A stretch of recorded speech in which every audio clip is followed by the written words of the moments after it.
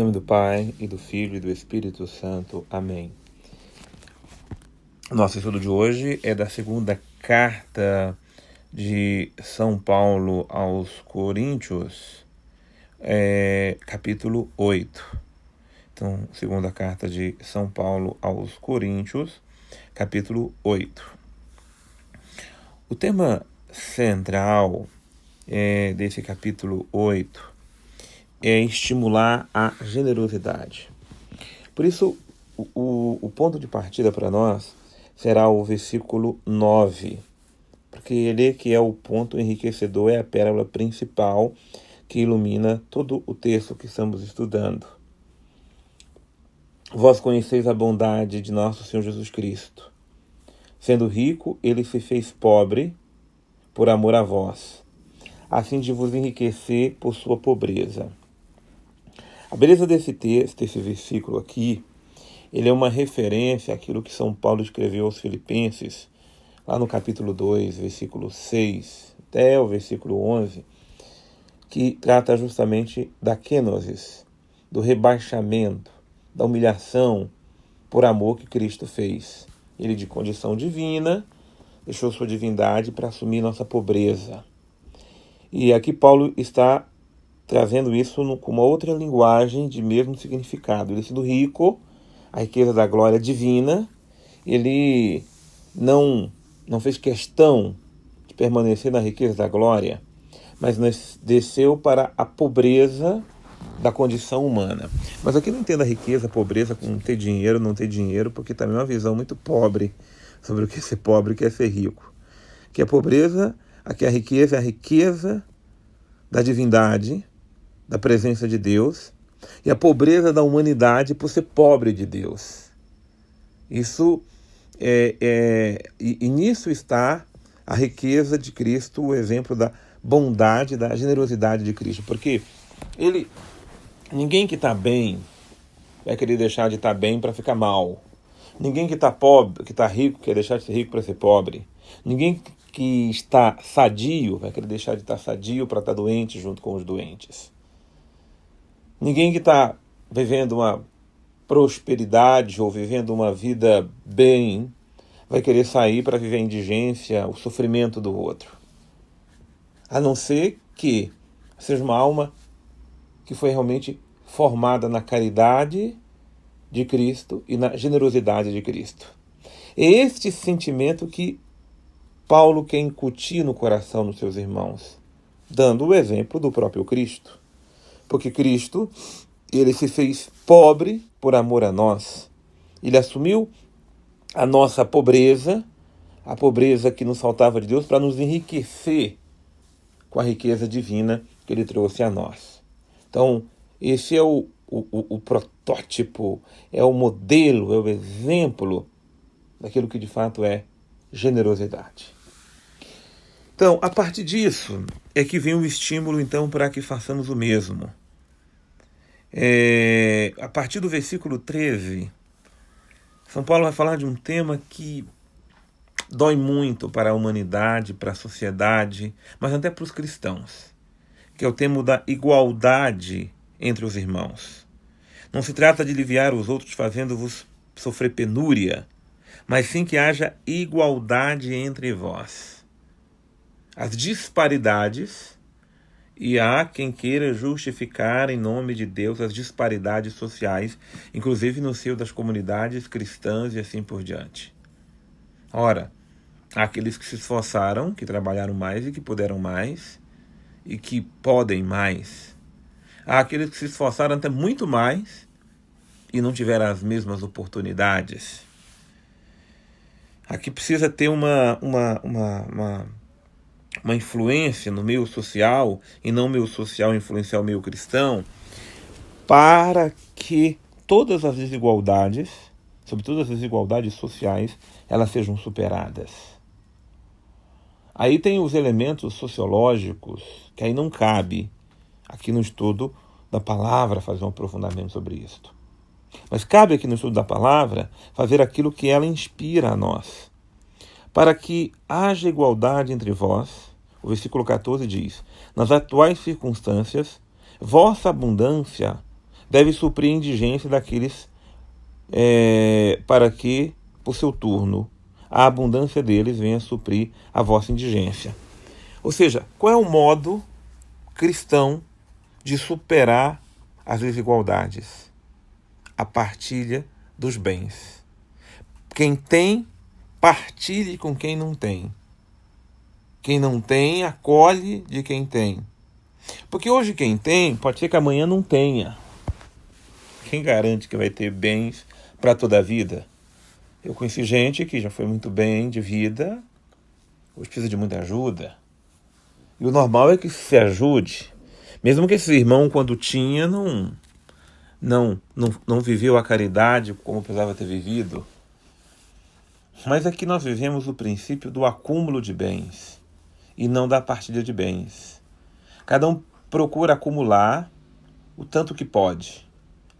E aí só quando não quer, quando não presta, quando está sufocado, quando o armário está cheio demais, quando não cabe mais dentro, aí talvez a pessoa pense em dar. A gente vai aí às vezes nas partilhas que se faz, as pessoas estão sempre levando coisas velhas, coisas que não servem mais. Partilha isso também, serve para outros. Mas que gostoso, sabe o que quer ver? Quando uma pessoa vai numa padaria comprar pães, ela precisa de 4, ela compra 8. Ela compra 4 para ela e 4 para partilhar com o irmão mesmo, vizinho. Como é bonito ver princípios de partilha de bens. Quando a pessoa vai no mercado comprar a sua compra mensal, ela precisa de 2 pacotes de arroz, ela compra 3 ou compra 4. Tu compra 2 para partilhar. Então, partilhar é a alegria de o que eu tenho também ser dos outros. A alegria de partilhar o arroz, o feijão, a mesa, a pobreza, o que você tem, mas partilhe. O princípio da cristão, como São Paulo está nos dizendo, a pérola preciosa de hoje, não é o acúmulo de bens, é a partilha de bens. Tem muita coisa acumulada, guardada no meio de nós que pode ser partilhado, pode ser dado, pode ser doado. Não acumule, não guarde para guardar, mas partilhe como sinal de amor, de generosidade para com os outros. Precisamos ser muito sinceros e compreender que o cristianismo perdeu o foco disto. Hoje se pensa muito pouco. O máximo que às vezes se faz é uma caridade aqui e acolá.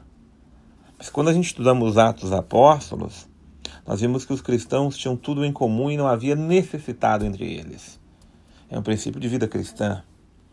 No princípio do cristianismo moderno hoje, os cristãos passam muitas necessidades. E aí eu saio agora então disso, já entendendo que a pérola aqui se chama partilha de bens e não acúmulo de bens. Nós vamos lá para o versículo 3. E o versículo 3, aliás, desculpe, nós vamos lá para o versículo, a partir do versículo 1 desse capítulo 8. Desejamos dar-vos conhecer, irmãos, a graça que Deus concedeu à igreja da Macedônia. Em meio a tantas tribulações com que foram provados, espalharam generosamente e com transbordante alegria, apesar da sua extrema pobreza de tesouros e da sua liberalidade. Isso aqui é beleza. A Macedônia é praticamente a porta de entrada do Evangelho na Europa. A Macedônia é um lugar de muita gente rica, mas os cristãos eram muito pobres. Muito pobres. Os cristãos daquela região muitas vezes não tinham o mínimo. Mas eles sabiam entre eles partilhar os bens e o que é mais bonito, eles cuidavam das necessidades dos outros apesar da pobreza. Eles eram um exemplo de generosidade. Eles partilhavam os dons, os carismas, os bens que tinham entre eles e por isso eles se tornam então um exemplo. Na extrema pobreza, eles partilham os tesouros da sua liberalidade.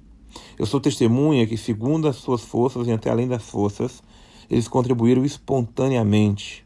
Nos pediram com muita insistência o favor de podermos se associar neste socorro destinado aos irmãos. E ultrapassaram nossas expectativas. Primeiro, deram a si mesmo. Veja o que é isso aqui. Ninguém Às vezes você não tem o que é material para se dar. Nós estamos lá no versículo 5. Você não tem o material, o dinheiro, mas você tem a si mesmo para dar. É o primeiro dom que nós damos, é a nós mesmos para o outro. Mas fácil pagar para alguém fazer. Não, mas eu preciso eu me dar. Então eles deram a si mesmos ao Senhor. E depois a vós pela vontade de Deus. De maneira que recomendamos a Tito que leve a termo entre vós essa obra de caridade porque haviam começado. Eles foram tão bonitos porque aqui se fala da coleta para aquela situação da comunidade de Jerusalém, que era uma comunidade muito pobre. Essa comunidade pobre está ajudando aquela comunidade também pobre, mas uma comunidade mais pobre ainda. Inspirado naquilo que vai depois nos dizer Dom Helder Câmara, profeta dos pobres. Ninguém é tão pobre que não tenha nada para receber, e ninguém é tão rico. Aliás, ninguém é tão rico que não tem nada para receber, e ninguém é tão pobre que não tenha nada para dar.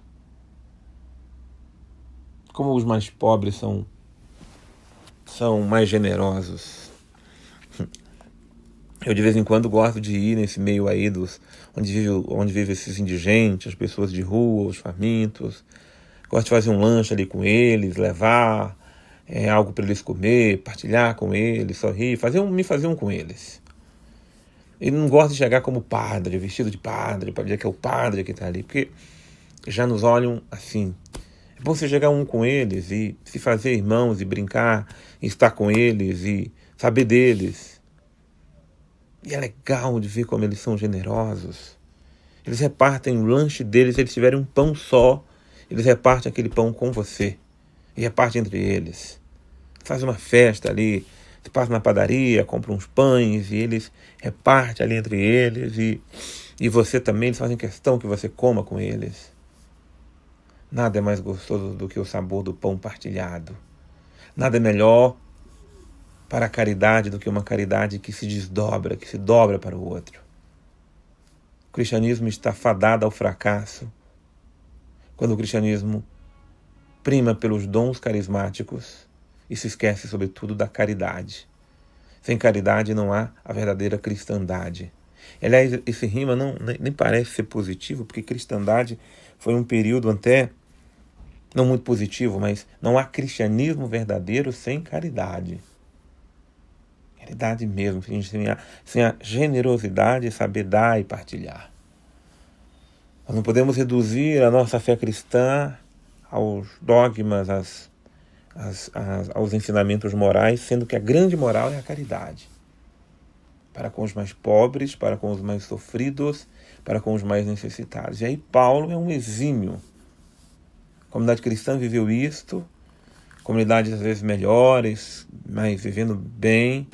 Paulo está dando um exemplo da Macedônia para estimular os irmãos de Corinto, porque eram irmãos melhores e às vezes os melhores têm mais dificuldade em serem generosos para com os mais pobres e com os mais necessitados.